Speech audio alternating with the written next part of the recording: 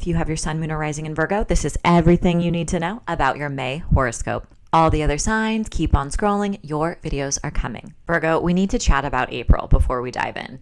You probably experienced some sort of ex returning into your world or drama in an important relationship, or maybe you were even just setting important boundaries or trying to navigate the future, or even how to exit an important relationship or contract in your life, especially around the 7th and the 12th when Mercury and Venus ended their retrogrades in the sign of Pisces.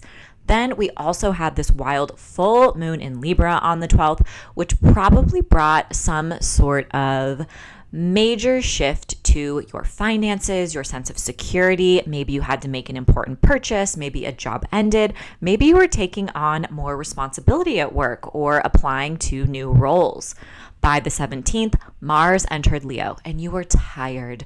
You started to feel like you were juggling way too many things in your personal life and your private life. And it really served up lessons on setting boundaries, slowing down, and protecting your solitude. Then on the 19th, the sun entered Taurus, and this probably felt like you had a moment of clarity. Maybe an important conversation took place. Maybe some sort of idea or news arrived that left you feeling inspired, or you were considering going back to school, or you were engaging with your spiritual side in a new way. But in general, you were feeling more open to taking risks and zooming out and considering all of the possibilities that lie ahead of you. But we're here to talk about May, so let's get into it. Hi, if you're new here, I'm Stephanie Campos. I'm a professional astrologer. I write the monthly horoscope column for Cosmopolitan, and I have a monthly horoscope segment on NBC. Virgo, on May 2nd, you might be feeling a little bit more emotional when Venus and Neptune meet up in the sign of Aries. And this can have you reflecting on your relationship with reciprocity in your important connections. For some, relationships can go deeper. Maybe you're exploring trust and intimacy in new ways. And this also isn't going to be the best day to make important financial decisions if you can avoid it. It's possible you are offered some sort of contract or opportunity that feels too good to be true, or maybe there is someone else who is trying to add more to your plate and kind of urging you to make some sort of sacrifice in a way to take on more of their work and responsibility. This is up to you to set boundaries accordingly. On May 4th, Pluto is going to go retrograde in the sign of Aquarius. Now, for you, this is going to bring some sort of change to your day-to-day habits and lifestyle. This can encourage you to kind of wake up to certain patterns and habits that are self-destructive, that you're ready to break. And there could also be a moment of confronting like a micromanager in your life, or if there is someone who you've been having like petty arguments with, this could be a turning point.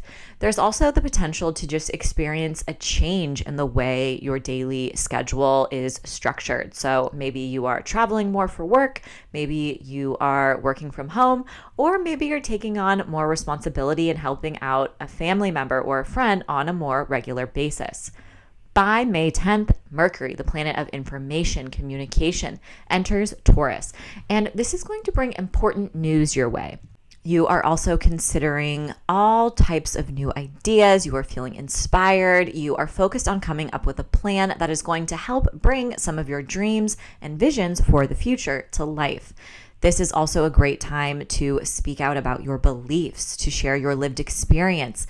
Doing so can help shift other people's perspectives and understandings, and you can learn a lot in the process as well. This is definitely a moment of self-development, and you are really investing in yourself and your overall well-being. On May 12th, we have a full moon in Scorpio, and this is going to bring some sort of important conversation to a climax. So if there is some sort of conversation that you've been avoiding, maybe it's time to set a boundary.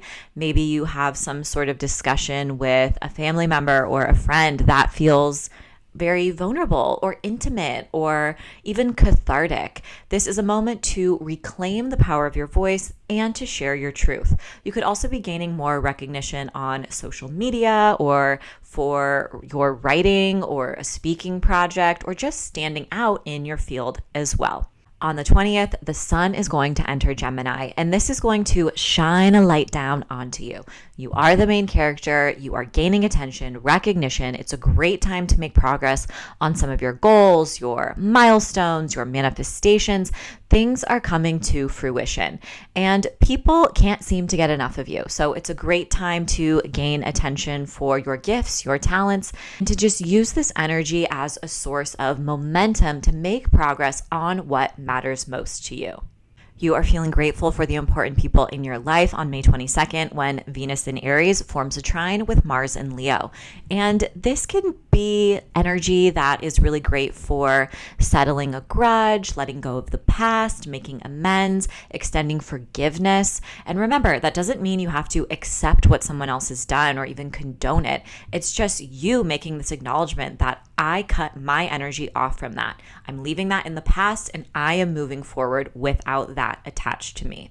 This is also a time where maybe there's some sort of exciting project you're working on behind the scenes. Maybe someone is ready to invest in you and your ideas, and it's possible that your name is being thrown around in rooms that you're not even aware of. So don't give up just yet.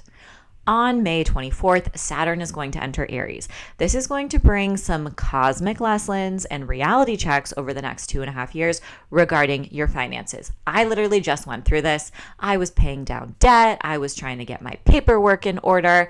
It was a little bit of a financial nightmare, but you're going to make it out just fine. But this is really an important time to not overspend, to not really just haphazardly swipe your credit card, and to focus on sticking with a budget and kind of becoming in a more controlled manner in charge of your finances.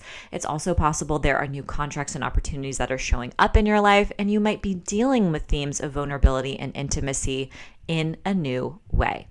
On the 25th, we have Mercury entering Gemini, and on the 26th, we have a new moon in Gemini.